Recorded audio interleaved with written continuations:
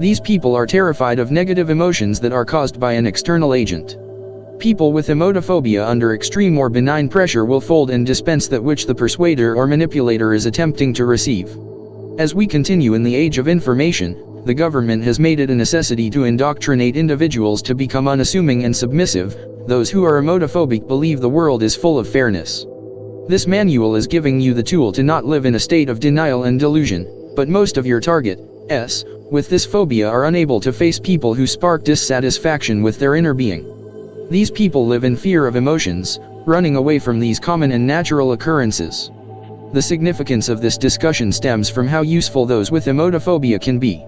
When placed in a situation where you find value in using negative reinforcements on the person with emotophobia, when confronted with such tactics, then you may proceed into getting what you desire from the said target, whether that which will increase your grandiosity, awarded with sex, or receive gifts/favors.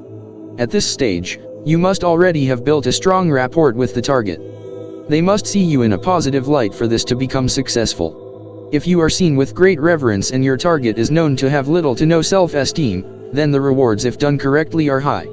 Signs that the individual has emotophobia is when they excessively apologize. That is an immediate and direct confirmation that they fear disappointing others and fear confrontation. Again, they fear negative emotions, and you can play that to your advantage in gaining what you want from the target. As with everything, moderation from this tactic is preferred. Occasional praise for their honest apology, such as, "You are so honest with yourself," or, "No worries, it's nice I can be with a trustworthy person," can be seen as a reward in enabling them to continue apologizing. This gives the notion that you are transparent as well as forgiving. Make your target seek validation from you, but make sure this is done carefully as to evade detection. Flattery bombing. Flattery bombing is a technique where you want your target to feel that they are being loved and appreciated. Works effectively with people who have been abused during their childhood or have been mistreated in previous relationships. You must come across as someone who is down to earth, conscious, and peaceful. Genuine praise is your most comfortable ally in flattery bombing. Examples would be, "You are an absolute genius," or, "You are the most stunning woman I have ever seen." By flattery bombing the individual with constant praise for their individuality and their uniqueness, you place yourself in a position where the target looks to you to feel a sense of wonderfulness. You want the target to look at you for validation. You want to act as if you see something amazing in your target that nobody else sees, and that you are willing to voice any non-heated outrage for the blindness of others incapable of witnessing the greatness of your target. People love to feel special and important. People seek special treatment to boost self-esteem, to evade thinking they are nothing but a speck in the universe, that their purpose in life is meaningful. By indicating that their special talent should be respected by all, make them believe they are gifted. To make your target feel they are gifted, elicit a sense of appreciation, use kind and thoughtful words that pertain to their attributes. When your target does not believe in the special gift you recognized and amplified, simply tell them, "Wow, I love how humble you are." Women may go to a man and say, "You look so strong," knowing men value strength, while a clever man may say to a college female student, "I can tell by how well kept your nails are that you are probably the smartest girl in your class." Statements as such those will intoxicate your targets. In this, you must be consistent and honest with your words and always have them wanting to hear more of what you have to say. You will gain an ally or a possible girlfriend/boyfriend by making them feel internally valued.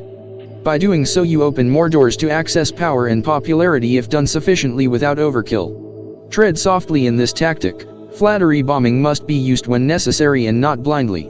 Indirectly using flattery bombing can be even more powerful because it is not coming from an empty point of discussion.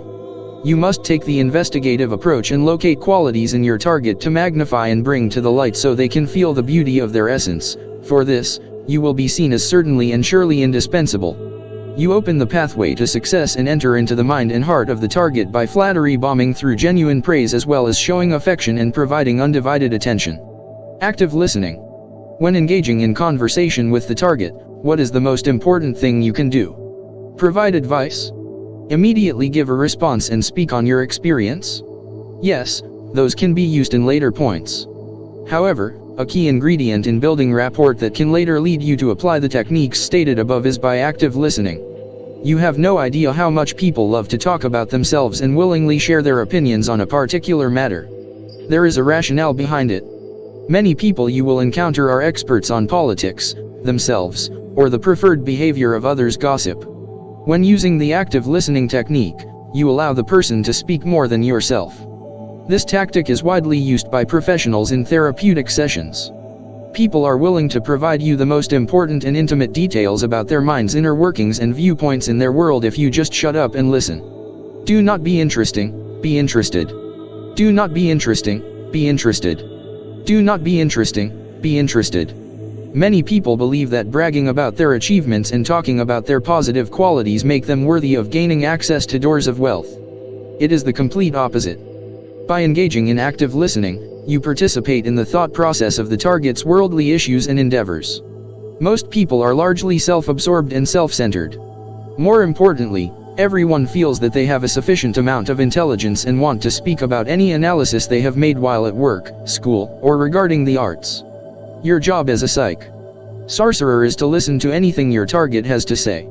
You want them to feel they are free to open themselves around you and that your space is a judgment-free zone. You can always use lenient language such as, "You can relax around me," or if the person is hesitant, "I'm here for you. I know that you are rarely wrong, so whatever happened, I'm sure you were in the right." Very few people are unwilling to speak and allow you to engage in the active listening technique, and that's okay. This usually stems from the fact that the target has had negative experiences with displaying emotions among the apathetic. Signs of success that you have reached the point of pure active listening is when the target speaks about past traumas, beliefs, struggles, achievements, etc. You want to act as if you care about what the person is saying and keep them at peak speech. You very well may care and be smarter than them in every way, but the point is to keep them not inquiring about you. Add some praise such as, "Someone like you has been through a lot. If you ever wrote a book I would definitely buy it," or "You have such an interesting life. Every time I hear you talk about it it's like I'm at the movie theaters. I'm glad you told me this and I hope others realize your importance." This unequivocally boosts your target's sense of self as well as places you in a position of power in the target's life. Most people will not react to something that makes the target feel special, finding reasons to boost their own self-esteem or make themselves feel unique. You will be appreciated and remembered in the grand scheme of things. Many therapists engaging in active listening must limit how much they engage with their patients or clients because they fall addicted to the comfort that is provided. Sigmund Freud, 1886 to 1939, the creator of psychoanalysis and considered the father of psychology, was such an expert active listener when with his female clients that his clients began to fall in love with him. That's how powerful active listening is. Make sure you listen, peacefully direct inquiries, have the target speak more, and end it off because this tactic can be, despite effective, draining because the target will begin to look to you for moralistic income. Deception. There is some effectiveness in being a blunt or direct individual. At the heart of it, all people appreciate honesty.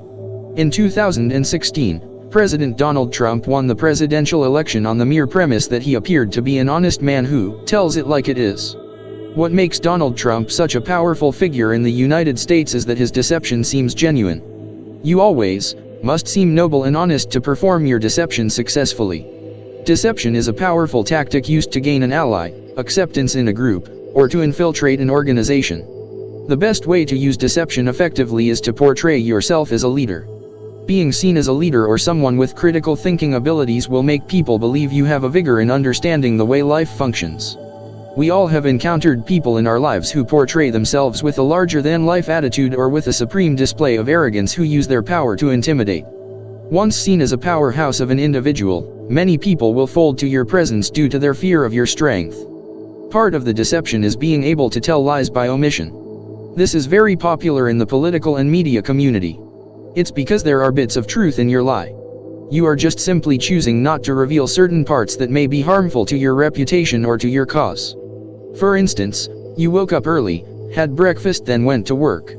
A beautiful colleague of yours insisted you have lunch with him/her.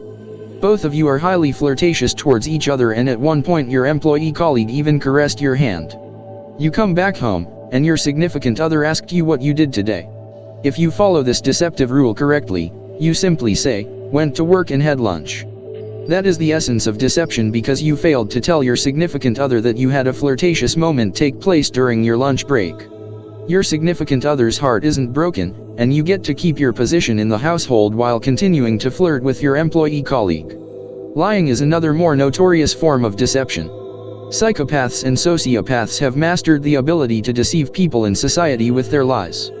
The government may claim that they are in the freest country in the world, yet actions may prove the complete opposite. You can say anything as long as it sounds convincing and you continue to keep a steady eye contact with the person you were lying to. Looking someone in the eyes while telling a lie is difficult and requires a plethora of practice. Many know that if someone's body language does not match their fictitious story, then the second party may see it as a red flag, an indication that a lie is being told. The best way to lie is through text or through social media where there is no one to visually contact you. Keep your lies realistic. Do not go around saying you are a millionaire without the proper attire or external material proving that you could be a person of great importance. Lying can help you achieve your goals. Whether it is on your resume to find employment, impress someone in front of you, or to make someone feel special. There is no powerful government that has ever existed that is completely honest or doesn't lie to its citizens.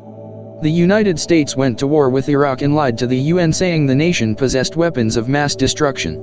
Learning from this, you can win support from a person or a group of people by merely lying to gain what you need and to strive to successfully influence others. Likability and trustworthiness. What is the key to sales to have a customer purchase an item in your store? You believe that the product may sell itself for being exuberant like an iPhone. No. The key in most sales is to be liked. Here we are talking about you selling yourself to the second party as a trustworthy and likable individual. People are likely to open up to you if they like you as a person or who possesses a prolific personality pierced with smiles, a genuine and heartwarming smile. In this case, you are the product and you want them to purchase you as an individual, to be used if you allow it, and to bring with them into their endeavors, opening more doors for you to access. Get people to like you to further your goals. What is your goal? To access doors to wealth, privileges, and opportunities. Once liked, people will buy you things and serve you to win over your good graces.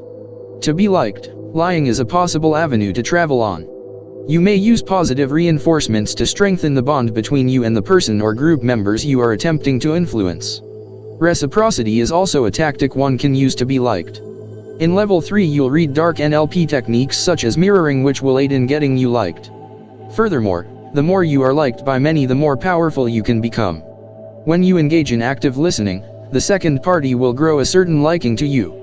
A friend can be conditioned to do your bidding once correct suggestions are made, with enough time, or a significant other who is impressed that he or she can have a relaxed mind around you. Politicians will do anything to be liked by the masses to secure their votes. Which means lying, using the halo effect, and promising a change that will better your life financially. Hold everything with a grain of salt when the promising sounds too good to be true. You are different, however, while reading this manual, you are opening your mind to the reality of how power works. You must place an effort into being liked, then gaining your target's trust. By even saying to the target, "I have immense trust in you," can elicit a response from him or her trusting you back and willing to want rapport with you. After trust is gained, your moment to gain power, influence, or persuade others is only inches away. Level 3. Dark NLP. Neuro-linguistic programming, or simply NLP, is another facet to bring into the Sorcerer catalog. With its inception in the 1970s, NLP has been a fascinating branch in the therapeutic sciences. NLP believes behavior starts in the subconscious and that everything is intricately found within the inner workings of the target's mind. Here we start with Dark NLP. Dark NLP states that some people lack a concrete identity. With this lack of notable psychological image worth respecting, these individuals are subject to influence. The docile, the passive, are not able to sink into a foundation and grow into an inward tree of wondrous satisfaction. These are great targets for cults, for they seek individuals who do not have something to cling onto, so they purposely isolate them and give them a foundation to latch onto, something worth believing in. In their subconscious, these people are lonely, lacking in any friends or self-worth. These people lack confidence and dress in a way that illustrates this inability to forge a solid self. What one person says is trash, the others may say is a treasure. The forgotten who you will find can be considered great assets. These are great targets to practice within your psychological sorcery practice. Like Play-Doh, you can shift and mold them to your liking, boosting your morale with the tactics and techniques delineated in this manual. The second emphasis in Dark NLP is the way one uses words. To be a mental sorcery expert, one must be articulate. How you utter your wordings with tonality and exemplary vocabulary will further your goal in your conquests and unlock people with the keys to success. Instead of saying, "He is the most hideous creature on the planet," the correct framing would be, "He is aesthetically deficient." It prevents a negative backlash and the creation of a possible enemy, yet, you are allowed to poetically state the facts. You are also welcome to lie to get favorable rewards or results, such as, "You are by far the smartest boss I've ever had," while you are in the midst of attending something that requires your attention to evade appearing as a kiss-ass. The truth is, you are beyond where most people are by reading this. 5% of people manipulate 90% of the world, while the remaining 5% are too scared to act but are aware of what's taking place in society. In collaboration with active listening is another technique called reframing. We would like to feel like we are being heard and understood. Reframing acts as a method in speech to clarify what the listener has heard from the said target. Simply, when you are listening to the person talk and the target waits for your response, what reframing suggests is that you rephrase what the individual said to you and ask if what you rephrased was accurate. An example would be, "Jennifer had a long day at work. Jerry gave me an assignment that took me 3 hours to complete." I see, you had a long day because Jerry gave you an assignment that took some time. Praise, you are such a hard worker. By acknowledging that she has suffered a great deal from the task given by Jerry and then adding praise afterwards secures your position as a thoughtful and caring lover. She has been successfully heard and understood about her troubles and woes from the day. The appearance of morality is there, but the truth is you could be using her for shelter, sex, or other rewards. Morality is just a social construct that exists only to the wishful thinker, but in reality, the only construct that wins is that who follows Mother Nature. She only provides to the effective predators. One prominent technique in Dark NLP is called pattern interruption. You may say or do something that will jeopardize your position within your target's life. Pattern interruption prevents the target from internally calculating what you may have done or said. Before the target reaches high critical faculty functioning, immediately change the topic, and disrupt the thinking pattern. You do not want your target to register what you said or did, so the faster you act, the faster you can remain innocent of any malicious wrongdoing. You can fake an excuse and say, "Wait, do you hear that?" Quickly check your windows to buy time, then change the subject. Keep them waiting if you must, subjecting them to your inclination of what is important, safety. In a worst-case scenario, lying can be used, so deny. When faced with the implicit accusation, however, assert your knowing of nothing and spin with the disruptions of your own by accusing the second party of what you're being accused of.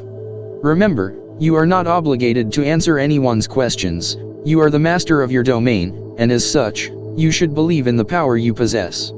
Do not feel the need to pursue answering any follow-up questions from anyone, because then that destroys your power of control. However, if pattern interruption is done correctly, the target in your reverence and grandeur will happily move on as long as you act watchful and urgent. By far the most important and powerful technique in Dark NLP is mirroring. With mirroring, you are priming your target as well as setting the stage to be instantly liked. There are two forms of mirroring. You can mirror the personality format of the target, not if it's set and gloomy, or you can mirror the body language of the person. By mirroring the personality of the target will see a little bit of himself or herself in you. Assumingly the target is self-absorbed, will take a liking to his/her reflected self. In essence, you are matching the individual's energy. Too much energy matching and the target may think you are mocking them. You want to make your mirroring effort somewhat similar, yet with your twists and flair of yourself. The second form is physical mirroring. This is by far the easiest and most effective way to get someone to like you. When someone is sitting cross-legged, simply join them in the same method of sitting down. As your target moves in different positions, slowly but surely moving in similar positions as well. Continue doing this until the target subconsciously begins following your lead of movement. This may take some time, so don't beat yourself up if you don't get it on the first try. The most common form of Dark NLP is anchoring. Anchoring is a very simple tactic that requires minimal practice. In this case, you want to use it to build up a persona from a memory, even a personality from what you may have seen in a person or a character you find intriguing. Imagine you have a business meeting to attend to a week from now. The people that will attend are high caliber and powerful people. Of course, you will need to put on a confident role. Imagine the time in your past where you were confident and resolved in your action. Remember, you felt as though you were on top of the world. Empower yourself from the memory. Relive it as if it happened seconds ago. In its purest core of that time, while feeling the emotion that took place, snap your finger. With the snap of your finger, you are anchoring that moment in time where you felt invincible. Each time you feel as though you are losing your self-esteem or confidence, immediately snap your finger to bring you back to the time where you felt unstoppable. The more emphatic your snaps are, the more you are placed back into that memory where your confidence was impeccable, undeniable, and the envy of all. With a boost of confidence, you can influence a person or even an audience of people. Congratulations, you have found a way to selectively choose when to be powerful and when to be humble with just a snap of a finger. Level 4. Counterattacks.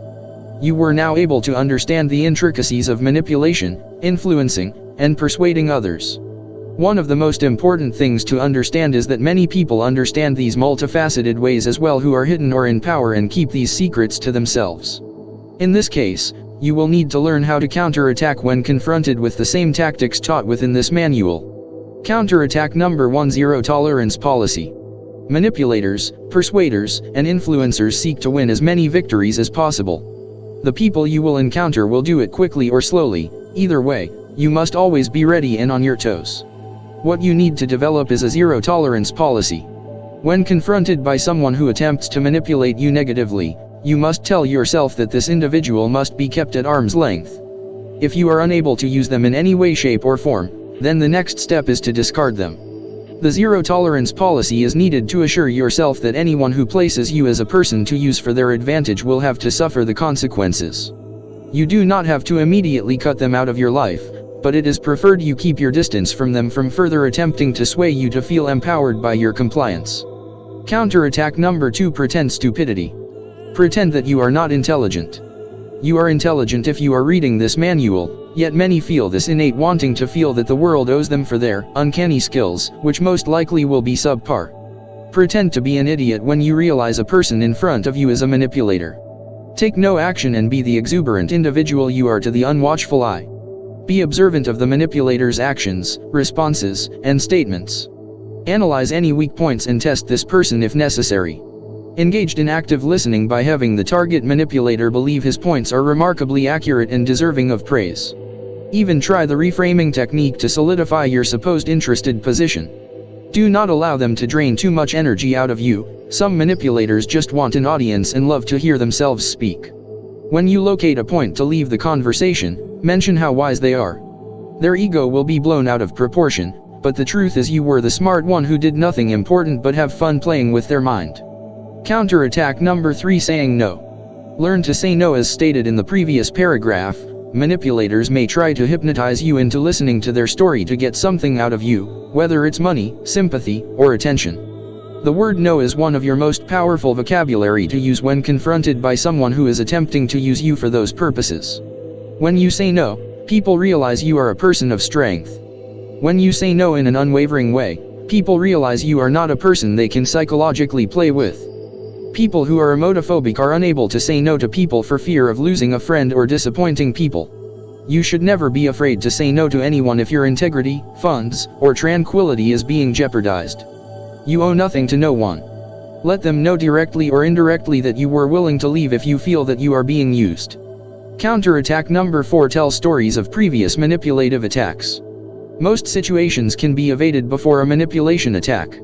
Tell stories asserting what you have done in the past or what you have done to people who have attempted to fuck with you. This will be a clear indication of what will take place in the event where you feel the second party may attempt to use you. You may say that due to your zero-tolerance policy for people attempting to use you, you have immediately cut them off without giving them a fair explanation. You may even say that the last person who did something got punched in the face. Either way, the point is to tell the person that you are not someone to be tampered with and that there are serious repercussions for any attempts to persuade you in a way that is malicious or malevolent. Counterattack number 5: Be confrontational. If you have made your power analysis of the person and it is clear that it is safe, be confrontational. The best thing to do is to look the person directly in the eye. Call them out on their bullshit. They will lie and deny any forms of manipulation. However, If you find it beyond a reasonable doubt they are attempting to use you, call them out. If you are having difficulties being confrontational, use the anchoring technique from level 3 regarding confidence. Snap your fingers rapidly and assert your position as the dominant figure. Counterattack number 6. Never inherit others' drama. Never, I repeat never, get absorbed into another person's drama. They are attempting to indirectly recruit you for a character assault. At all times, you want to remain in a position of neutrality. To get into people's drama is to accept the consequences that person may face. It's good to be associated with powerful people, yet you must remain neutral and do not engage in other people's dramatic situations. You can pretend you care and provide an active listening ear, however, you should do no more than that.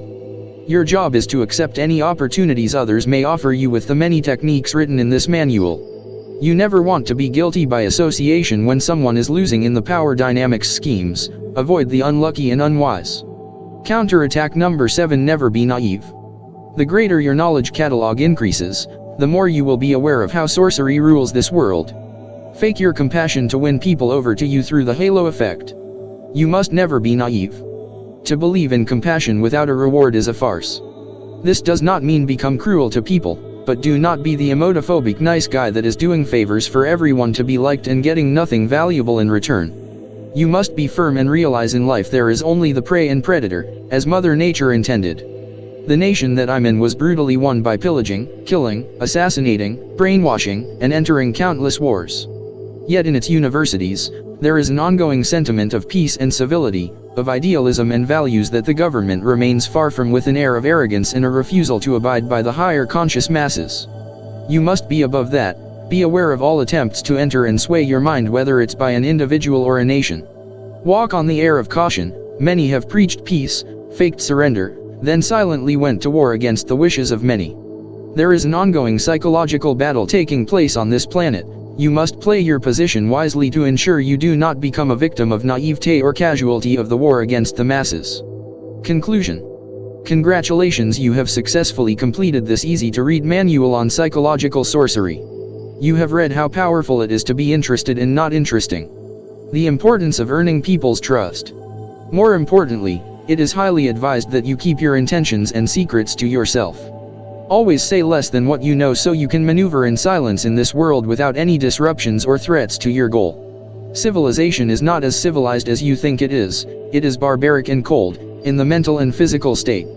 From the microcosm of society to the macrocosm of a nation, people will attempt to use you as a pawn and are trying to use you on a national scale. However, you are now empowered to recognize the game that you are in. There is a large veil in which those in power do not want you to pass through to ensure you remain ignorant. From the government to the media controlling the masses into mob mentality and groupthink. You now acknowledge the power of being liked, building rapport, and the halo effect used by many of those in power to seem angelic and graced by God when in truth they are nothing but players in this cosmic simulation.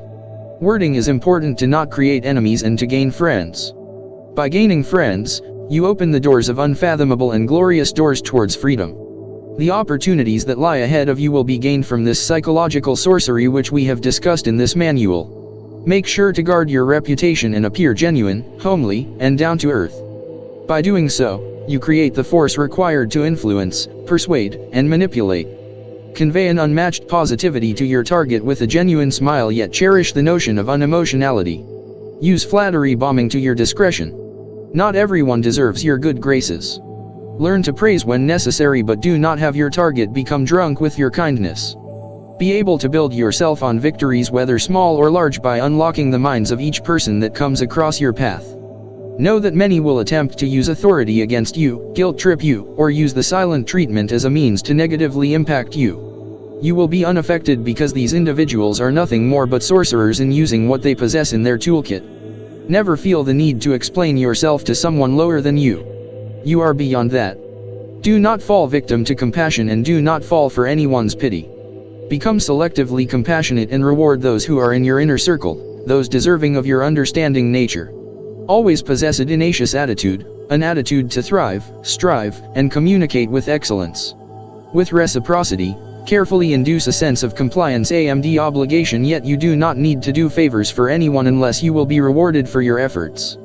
This form of sorcery is an evolutionary state, one that requires you to become a predator to survive and to multiply. After reading this, with a placed and active mind, you should develop a sixth sense in knowing who to approach and who to avoid. Counterattack every form of sorcery used against you. Some may require confrontation while others can be done by taking evasive maneuvering tactics such as keeping a distance from the former target or weaponizing your silence. Always do what is needed to further your goal. Do not be ashamed by hacking into the minds of humankind. Everything you do must have a purpose and always appear to be noble and humble. You must always try to be in good standings with others, but remember to keep a friendly distance from people that are unlucky and unwise. Submit if necessary but never fully comply. From now on, let the world become your oyster, fellow sorcerer. A.